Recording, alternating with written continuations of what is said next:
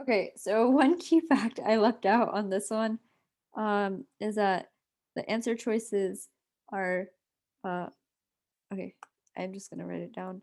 They're like 1, 2, 3, 5, 8.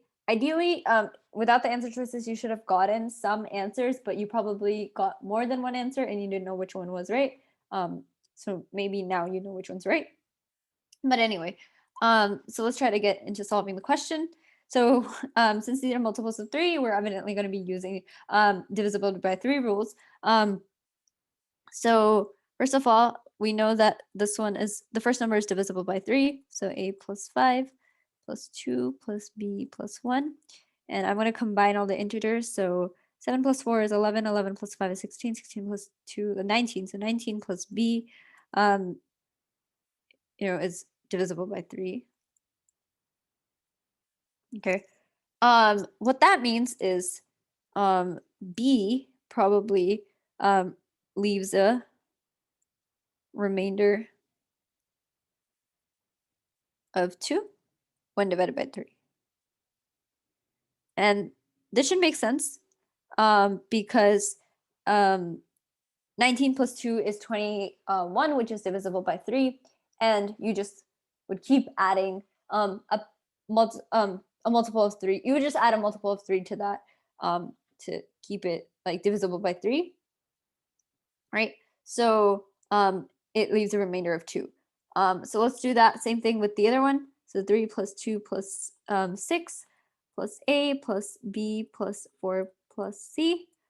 So if you combine that, you get 11 plus 15. So 15 plus a plus b plus c, and is divisible by 3. So 15 is divisible by 3, so we're going to ignore that completely. So we need a plus b plus c to be divisible by 3. Well, a plus b leaves a remainder of 2. So in order for this to be divisible by 3, c needs to leave a remainder of 1. And that makes sense because if you add remainder of 1 and remainder of 2 and remainder of 1, then you get remainder of 3, or that's equivalent to remainder of 0. So because of that, c leaves a remainder of 1 when divided by 3.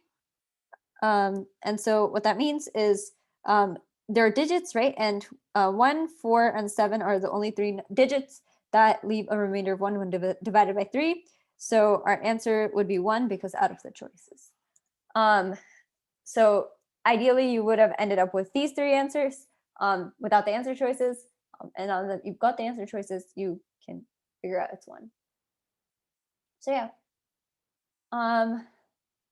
So now to summarize, both counting and a number theory, basic counting can be done using addition principle, multiplication principle of counting, and permutations and combinations have a closed form, if you remember, which is NPR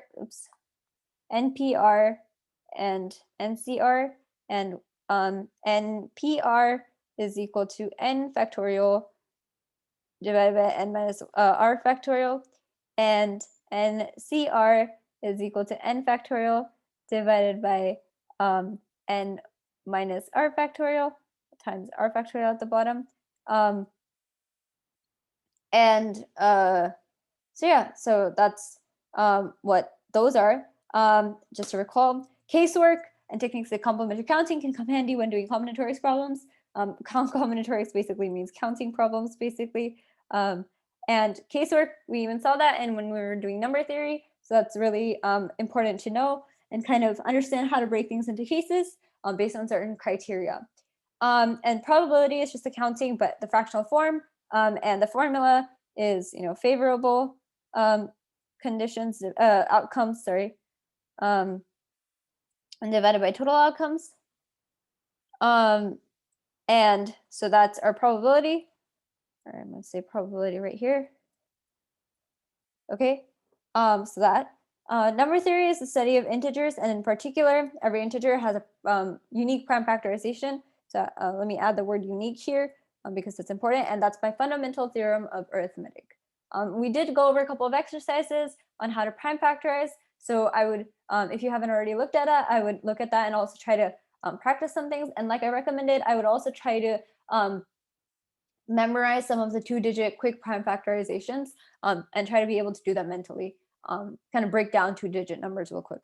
And divisibility rules can also be used not only to answer some questions like we did with the last question, but also break down things into prime factorizations like we saw with the short examples. So yeah, thank you for listening. And if you have any questions, feel free to email me at ananya k.rmc at gmail.com.